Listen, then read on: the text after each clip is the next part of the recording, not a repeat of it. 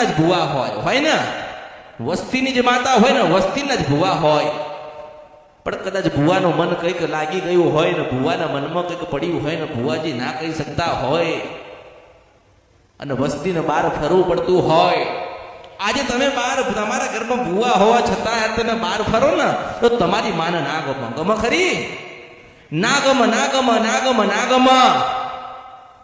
પણ કદાચ તમે તમારા ભુવાજીના કીધામાં રહ્યા હોત, માની ભક્તિમાં લાગ્યા હોત, માને પૂછી પૂછીને ડગલાને પગલા ભર્યા હોત, તો એમાં કોઈ દાડો દુઃખી થવા દેતી? કોઈ દિવસ કોઈ દુઃખી થાય જ નહીં. પણ ક્યાંક જીવનમાં ભૂલા પડ્યા અને નવી દોરીઓ હાથમાં પકડાઈ અને દોરી પ્રમાણે તમે દોરાઈ ગયા એટલા તમે દુઃખી થયા છો. 10-10 વર્ષ થઈ ગયા લોકો દિવાળીને બેઠ્યા છે, કશું જ એમાંથી ઉખડતું.